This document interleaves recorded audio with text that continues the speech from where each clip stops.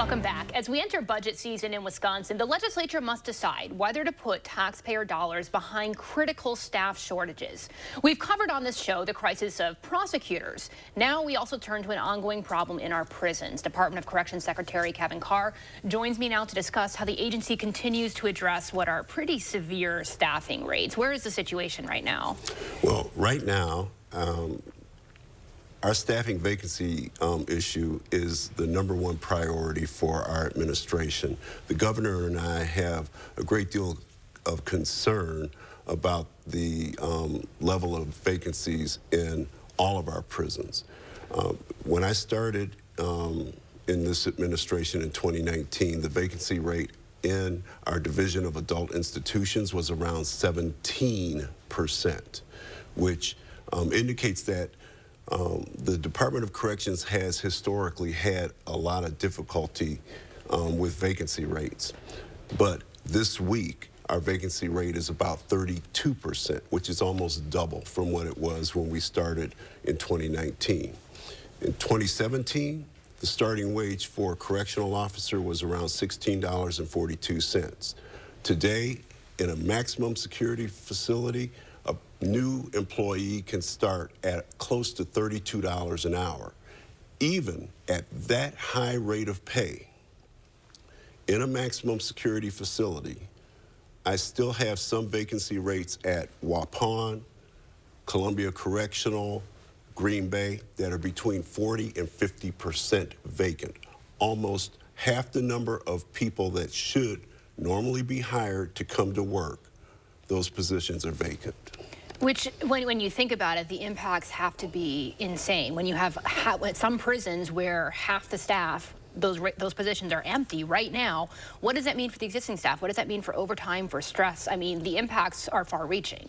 Well, you know, I tell a little anecdote, which is representative of the hundreds of emails that I get from staff that work in our prisons every year. And that is, imagine that you're a 24-year-old person working in a maximum security facility and you have a family. First of all, you're going to miss birthdays, holidays, and you're going to work a lot of overtime. But let's say you live an hour to an hour and a half away from the facility that you work in, and you've got to get up at 5 in the morning to get to work by 7. And then you get to work at 7 and you find out you have to work a double shift until 11 o'clock at night. You don't get home until 1.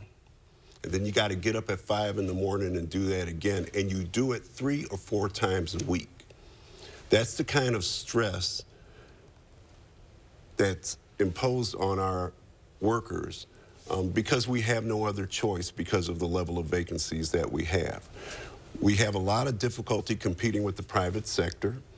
When you look at those work conditions and that quality of life for our employees compared to working in the private sector, and I won't name any of the specific businesses that are paying almost as much, but for considerably less hours that result in a better quality of life, it's not hard to understand why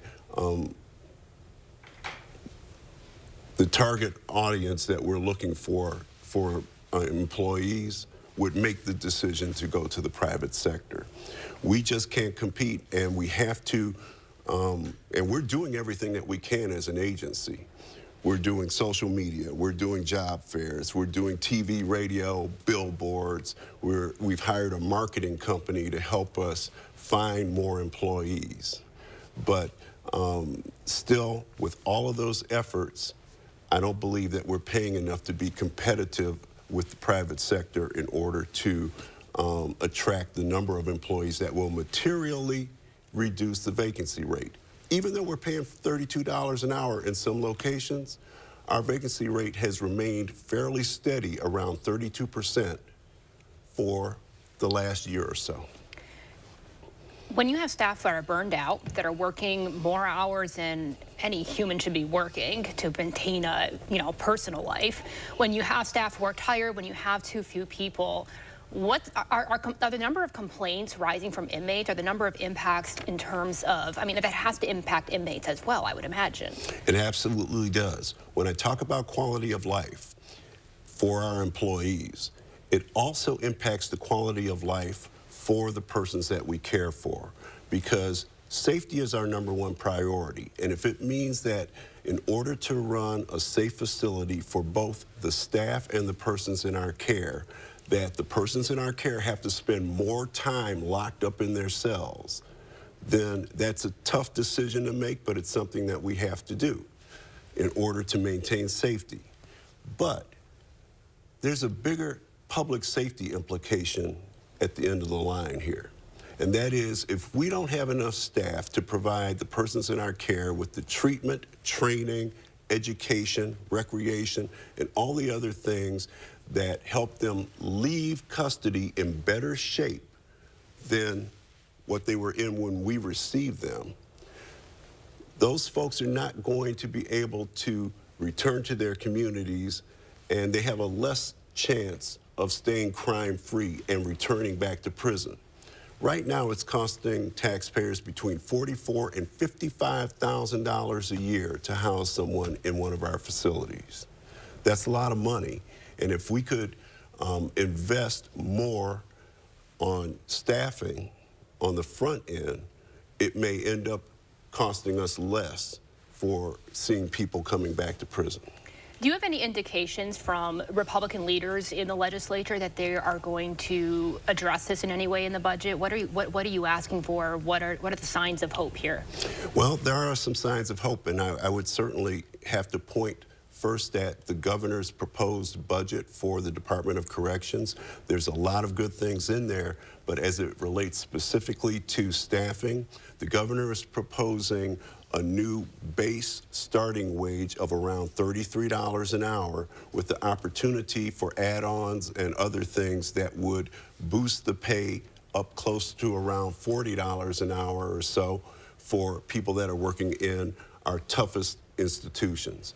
In addition to that, I've talked to a number of people on both sides of the aisle who have a very strong interest and recognition of the problem that we have, and an interest in helping us address that issue. Realistically, at the end of the day, what we know is $32 an hour right now is not working. I don't know what the magic number is, but it's somewhere above that. And, you know, I hope that we find a solution that works. It's just not a matter of more money. The solution has to work. It has to get more people in the door.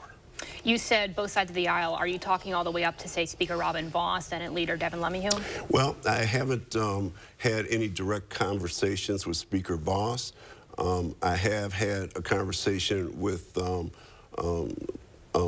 LeMahieu, and he's expressed some concern about the situation, but we've had no direct discussions about what proposals or ideas they have for helping us out. Thank you so much. We will be right back.